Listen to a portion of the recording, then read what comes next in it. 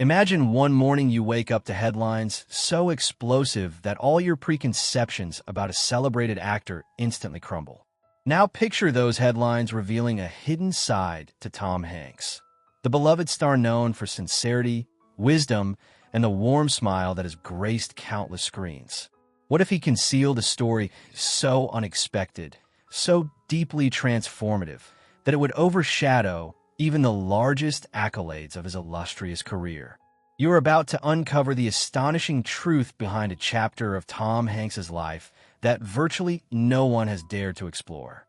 And before we dive into this pulse-pounding tale, be sure to subscribe so you will not miss tomorrow's equally electrifying story.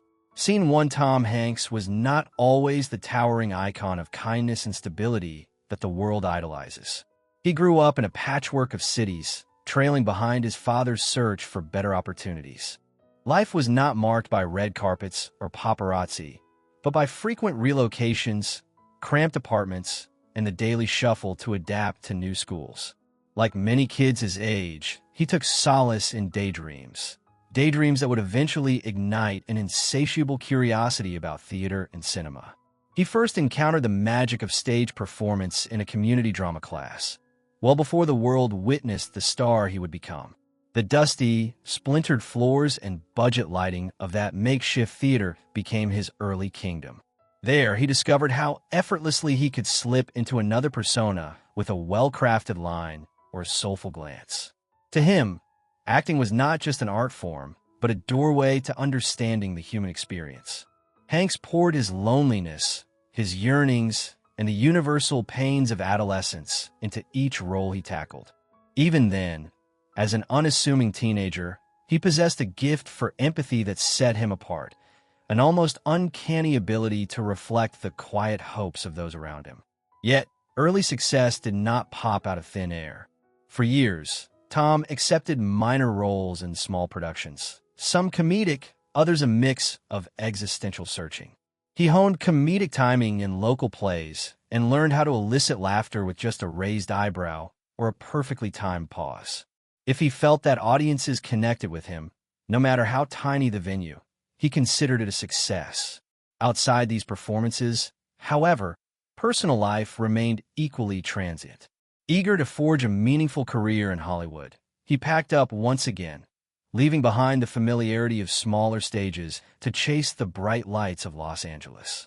A precarious existence followed, peppered with rejections, near misses, and casting directors who felt he was too ordinary for certain leading roles. He refused to believe that. He pressed on, repeatedly reminding himself that an ordinary face could articulate an extraordinary range of emotions if directed with heart. Eventually, he landed minor television spots, then slightly larger roles in film. Industry watchers noted his gentle voice, his naturally earnest eyes, and a capacity to empathize with characters of all stripes.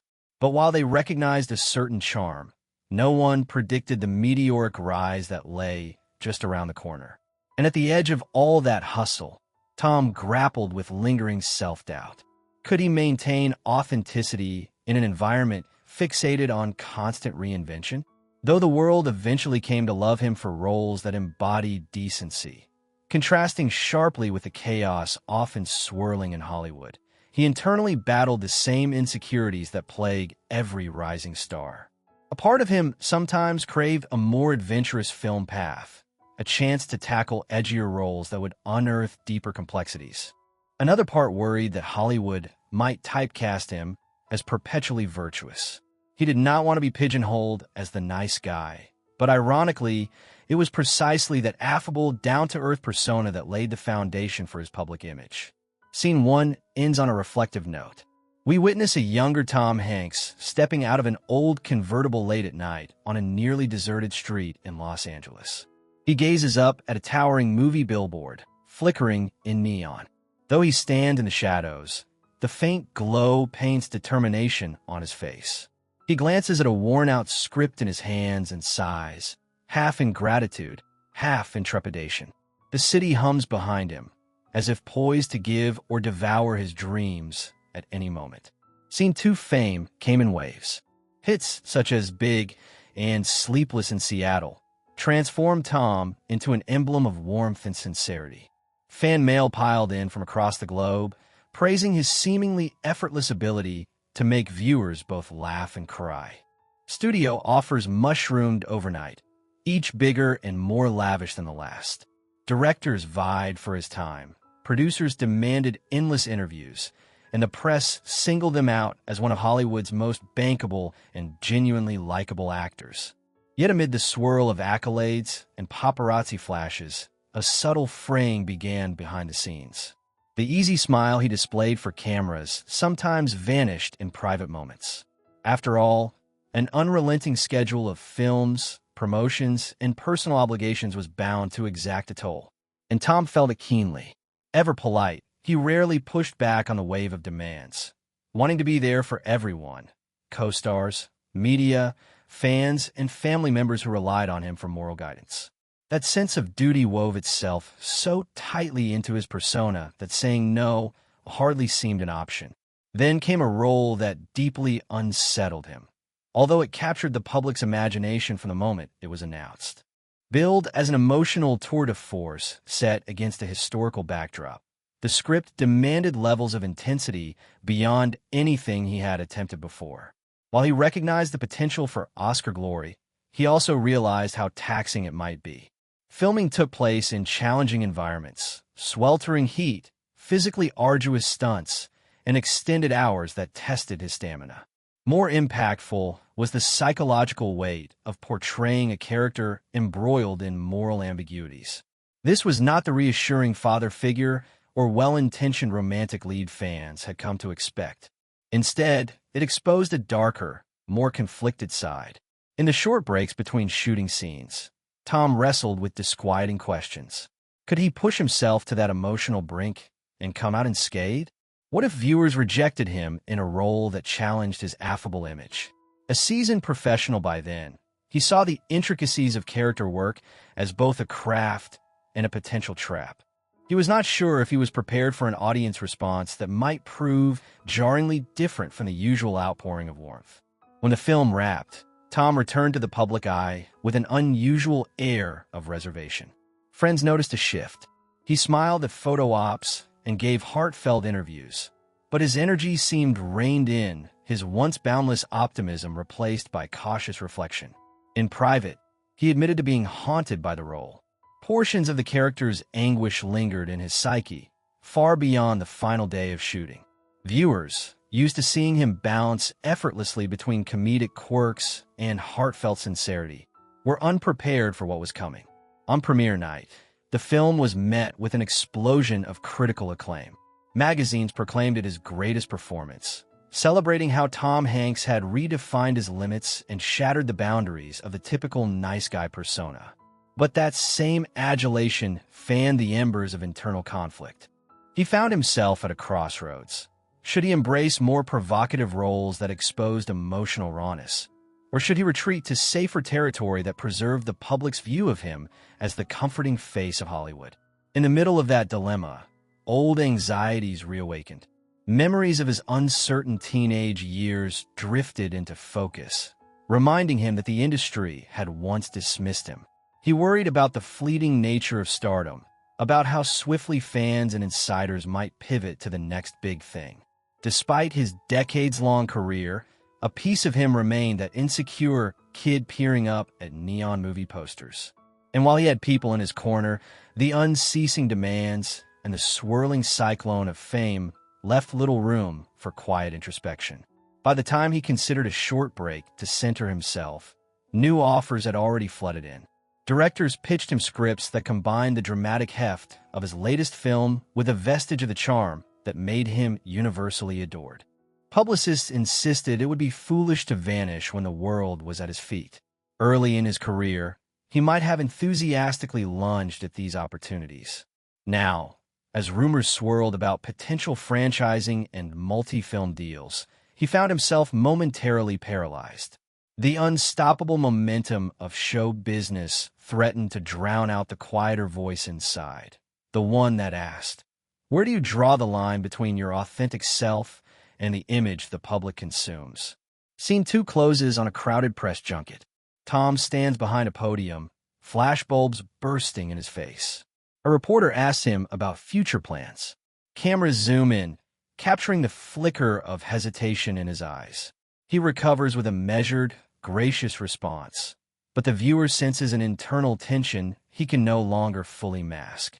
Scene 3: the final movement of Tom Hanks's hidden saga unfolds in a particularly vulnerable chapter of his life. Over the years, each film, each public appearance, and each charitable endeavor had built the narrative of a man in absolute harmony with his public persona.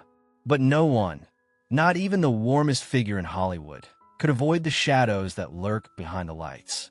Pressure from relentless scheduling, fear of disappointing millions of fans, and the weight of a carefully preserved reputation converged to create an emotional labyrinth with limited exits. A clarion call for change arrived when an unexpected global event forced large segments of Hollywood to pause. Productions halted, public gatherings vanished, and the usual swirl of social obligations grew quieter. Although the circumstances were challenging for many, they gifted Tom an unprecedented window to step back from the juggernaut of public life. Freed from constant scripts and interviews, he embarked on a period of deep self-reflection. He reevaluated the projects he had chosen, wondering whether some of them were guided more by expectation than by personal conviction. It was during this introspective break that he decided to revisit a script that he had once brushed aside as too radical for his brand. A lesser-known writer had penned a poignant drama about second chances, heartbreak, and human fragility. Studio executives saw little commercial potential in such an unorthodox piece, but it resonated with Tom in a way no other project had for years.